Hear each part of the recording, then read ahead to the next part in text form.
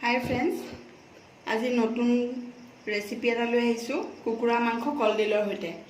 তাৰ কাৰণে আমাক যিখিনি বস্তু লাগিব সেইখিনি মই আপোনালোকক এবাৰ দেখুৱাই দিওঁ। কলডিলখিনি কাটি তিয়াই থোৱা হৈছে, চিকেনখিনি ধুই ৰেডি কৰি লৈছোঁ, পিঁয়াজ, আদা নহৰু বটা, এমুঠি মচুৰ দালি মই তিয়াই লৈছোঁ, ধনিয়া, ৰঙা জলকীয়া 3টা আৰু মছলাত দিবলৈ আমি লৈছোঁ হালধি, নিমখ, চিকেন পাউডাৰ, জিৰা আৰু ধনিয়া গুড়া অলপ। এয়া কেৰাহীত তেল গৰম কৰিছোঁ। এতিয়া মই তাতে কটা পিঁয়াজটো দি দিছোঁ। পিঁয়াজখিনি ৰঙা হোৱাৰ পিছত মই তাতে বটি থোৱা আদা নহৰু পেষ্টটো দি দিছোঁ আৰু তাত 3টা ৰঙা জলকীয়া দি দিছোঁ।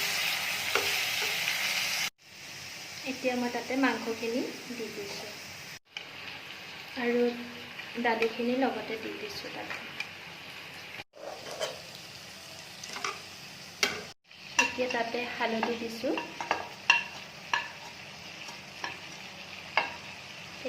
ধনিয়া গুড়ি দিছোঁ,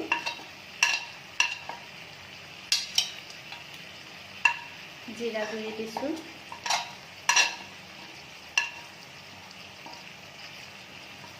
চিকেন মছলা দিছোঁ,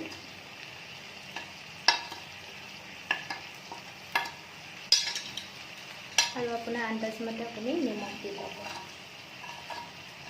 এতিয়া কম জুইত অলপ সময়ৰ কাৰণে আপুনি এইটো ঢাকি ৰাখি দিব। মাংসখিনি অলপ ভিজা হ'লেও তাতে কলডিলখিনি পানীৰ পৰা টুকি মাংসত দি দিছোঁ। এনেদৰে মাংসখিনি ভালদৰে লৰাই ঢাকনখন মাৰি সিজিবৰ কাৰণে থৈ দিব আৰু জুইটো কমাই ৰাখিব। এনেদৰে মাংসখিনি ভালদৰে সিজাই ল'লোঁ। এতিয়া অলপমান মাংসত পানী দি দিব।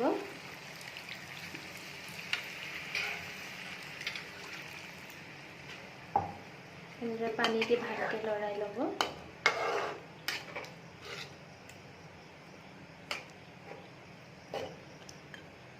আৰু ঢাকন মাৰি অলপ সিজিব দিব।